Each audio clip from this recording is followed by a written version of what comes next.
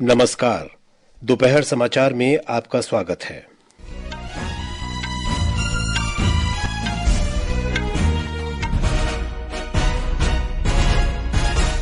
मुख्य समाचार।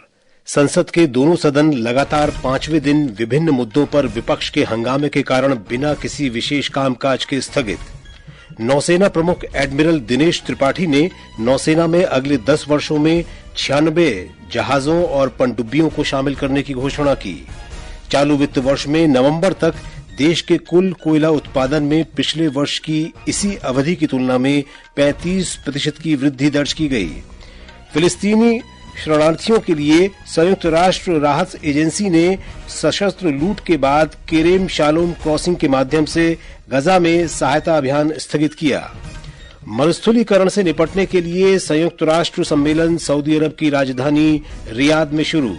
और केरल में चक्रवात फेंजल के कम दबाव के कारण कई जिलों के लिए रेड और ऑरेंज अलर्ट जारी किया गया। संवेदनशील क्षेत्रों में रहने वाले लोगों को सुरक्षित स्थानों पर जाने को कहा गया।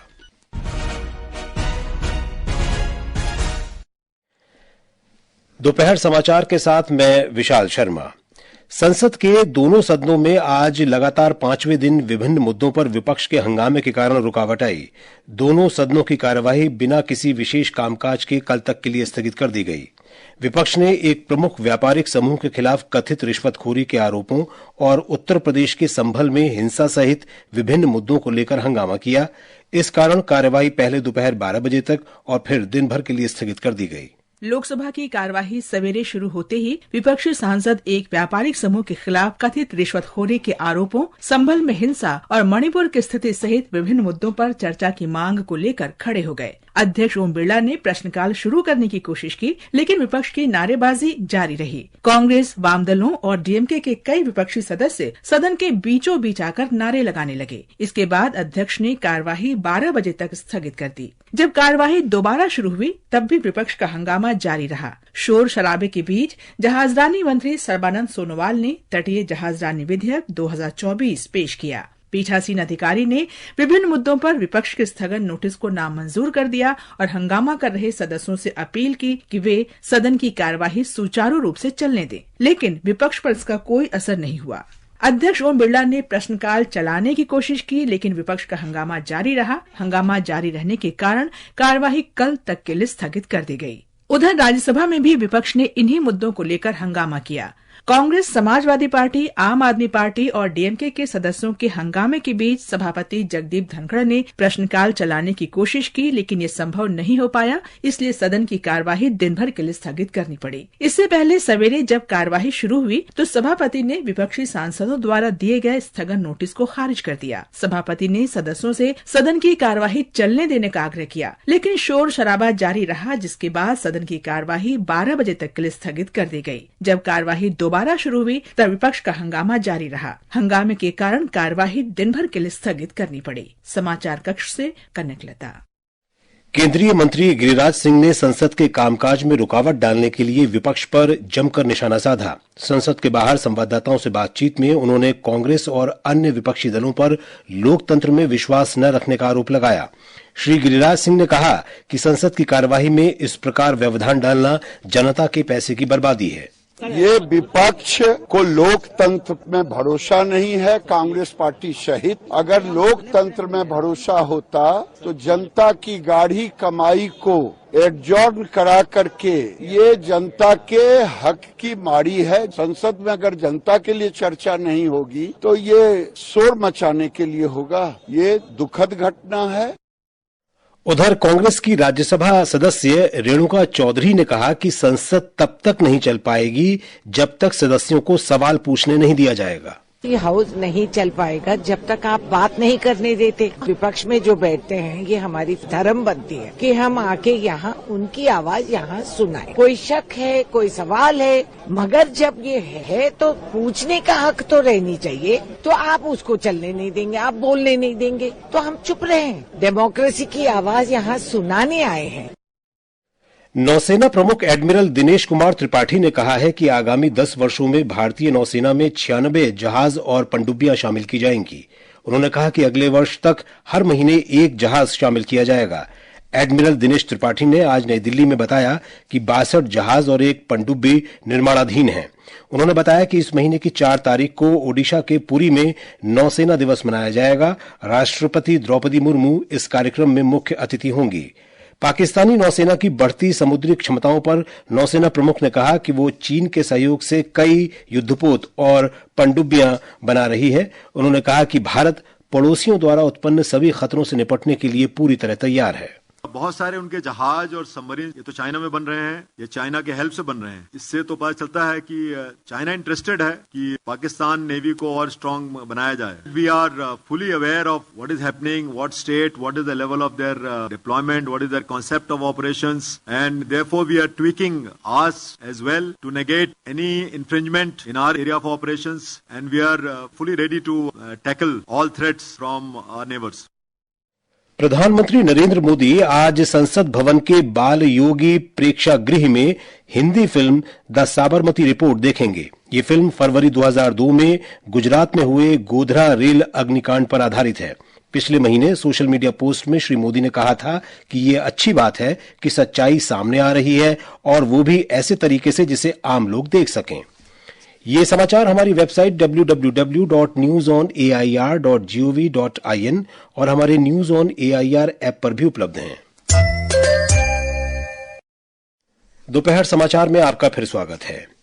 पिछले 8 महीनों के दौरान देश की कैप्टिव और वाणिज्यिक खदानों से कुल कोयला उत्पादन 11 करोड़ 20 लाख टन से अधिक हो गया है, जो पिछले वर्ष की इसी अवधि की तुलना में लगभग 35% अधिक है। कोयला मंत्रालय ने कहा कि नवंबर में इन खदानों से कुल 1 करोड़ 70 लाख टन कोयले का उत्पादन हुआ। मंत्रालय के अनुसार कोयला उत्पादन में ये वृद्धि प्रधानमंत्री नरेंद्र मोदी के विकसित भारत 2047 के संकल्प के अनुरूप है। इस वर्ष अप्रैल से सितंबर के दौरान पिछले वर्ष की इसी अवधि की तुलना में देश में प्रत्यक्ष विदेशी निवेश में 45% की बढ़ोतरी दर्ज की गई। उद्योग और आंतरिक व्यापार संवर्धन विभाग के अनुसार प्रत्यक्ष विदेशी निवेश से लाभान्वित होने वाले क्षेत्रों में कंप्यूटर सॉफ्टवेयर और हार्डवेयर, दूरसंचार, ऑटोमोबाइल और फार्मास्यूटिकल्स शामिल हैं। प्रत्यक्ष विदेशी निवेश से अर्थव्यवस्था में बेहतर प्रौद्योगिकी के साथ साथ अधिक निवेश और रोजगार सृजन होता है। केंद्रीय वाणिज्य और उद्योग मंत्री पीयूष गोयल ने भविष्य की चुनौतियों से निपटने के लिए युवाओं को शिक्षा और कौशल से सशक्त बनाने की आवश्यकता पर बल दिया है। नई दिल्ली में आज 29वें CII भागीदारी शिखर सम्मेलन 2024 को संबोधित करते हुए उन्होंने कहा कि भारत को एक ऐसे देश के रूप में गौरव हासिल है जो अपनी संस्कृति और परंपराओं को बनाए रखते हुए आगे बढ़ रहा है। We have to empower our people, empower our youth to grapple with the challenges of tomorrow. And that empowerment will come from education. Skilling will lead to ease of doing business, ease of living. 2 areas which we in India hold very important for our future. केंद्रीय मंत्री मनसुख मांडविया ने कहा है कि नरेंद्र मोदी सरकार स्वास्थ्य क्षेत्र को सस्ता और सुलभ बना रही है। आज नई दिल्ली में उन्होंने मीडिया को बताया कि देश में वर्ष 2014 में 387 मेडिकल कॉलेज थे, लेकिन 1 दशक में इनकी संख्या दोगुनी होकर 780 हो गई है। उन्होंने कहा कि आयुष्मान प्रधानमंत्री जन आरोग्य योजना के तहत 70 वर्ष और उससे अधिक आयु के लोगों को भी मुफ्त इलाज की सुविधा उपलब्ध कराई गई है। देश में हेल्थ सेक्टर में मोदी जी के नेतृत्व में 360 डिग्री वर्क हो रहा है। देश में हेल्थ को एक्सेसिबल और अफोर्डेबल करने के लिए मोदी जी ने आयुष्मान भारत योजना चलाई। आयुष्मान भारत योजना के तहत 12 करोड़ फैमिली यानी कि 60 करोड़ लोगों को 5 लाख तक का मुफ्त इलाज की गारंटी मोदी जी की ओर से मिली।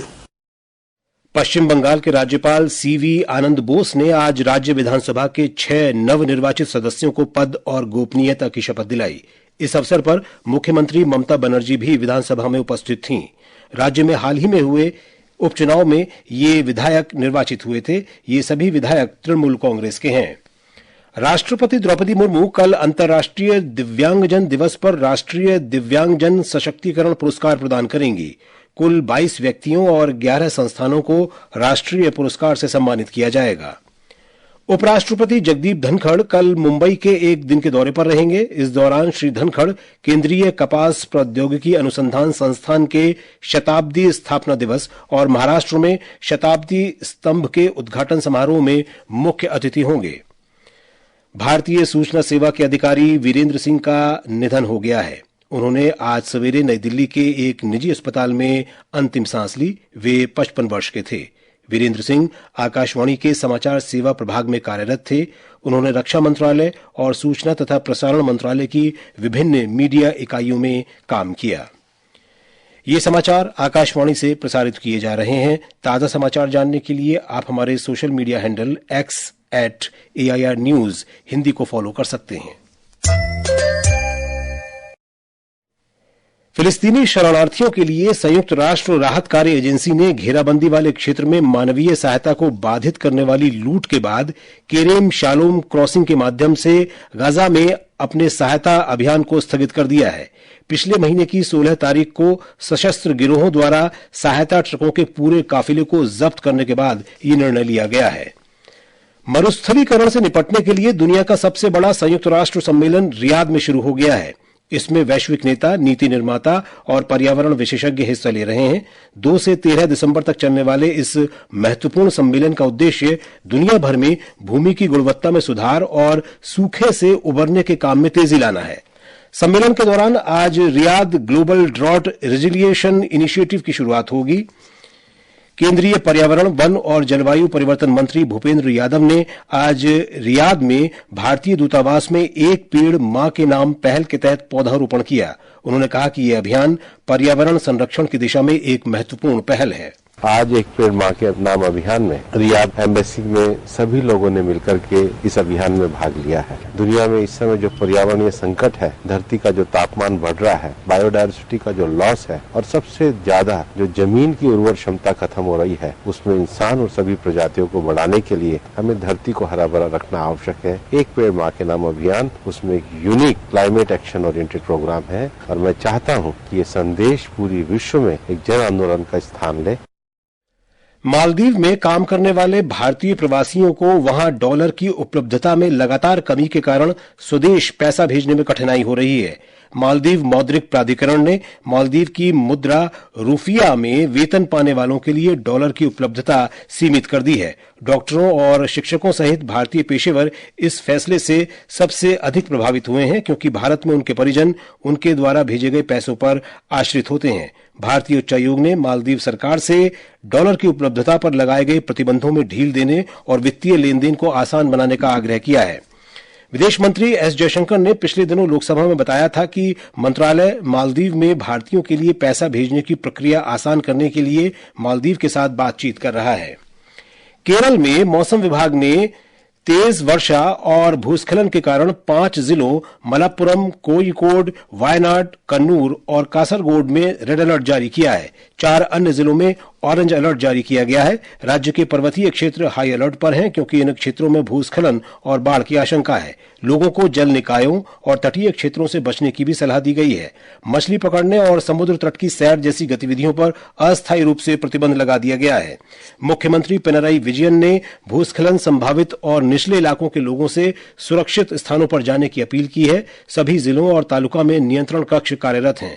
मूसलाधार वर्षा के कारण सबरीमाला पारंपरिक वन मार्ग अस्थायी रूप से बंद कर दिया गया है। आकाशवाणी का समाचार सेवा प्रभाग साप्ताहिक फोन इन कार्यक्रम पब्लिक स्पीक में आज रात 9:30 बजे मानसिक स्वास्थ्य संबंधी समस्याओं के समाधान पर परिचर्चा प्रसारित करेगा। राष्ट्रीय मानसिक स्वास्थ्य और तंत्रिका विज्ञान संस्थान की निदेशक डॉक्टर प्रतिमा मूर्ति और अखिल भारतीय आयुर्विज्ञान संस्थान के मनोचिकित्सा विभाग के प्रोफेसर डॉक्टर राजेश सागर विषय से संबंधित प्रश्नों के उत्तर देंगे। और अब अंत में मुख्य समाचार एक बार फिर। संसद के दोनों सदन लगातार 5वें दिन विभिन्न मुद्दों पर विपक्ष के हंगामे के कारण बिना किसी विशेष कामकाज के स्थगित। नौसेना प्रमुख एडमिरल दिनेश त्रिपाठी ने नौसेना में अगले 10 वर्षों में 96 जहाजों और पनडुब्बियों को शामिल करने की घोषणा की। चालू वित्त वर्ष में नवंबर तक देश के कुल कोयला उत्पादन में पिछले वर्ष की इसी अवधि की तुलना में 35% की वृद्धि दर्ज की गई। फिलिस्तीनी शरणार्थियों के लिए संयुक्त राष्ट्र राहत एजेंसी ने सशस्त्र लूट के बाद केरेम शालोम क्रॉसिंग के माध्यम से गजा में सहायता अभियान स्थगित किया। और केरल में चक्रवात फेंजल के कम दबाव के कारण कई जिलों के लिए रेड और ऑरेंज अलर्ट जारी किया गया। संवेदनशील क्षेत्रों में रहने वाले लोगों को सुरक्षित स्थानों पर जाने को कहा गया। इसके साथ ही दोपहर समाचार का ये अंक समाप्त हुआ। नमस्कार।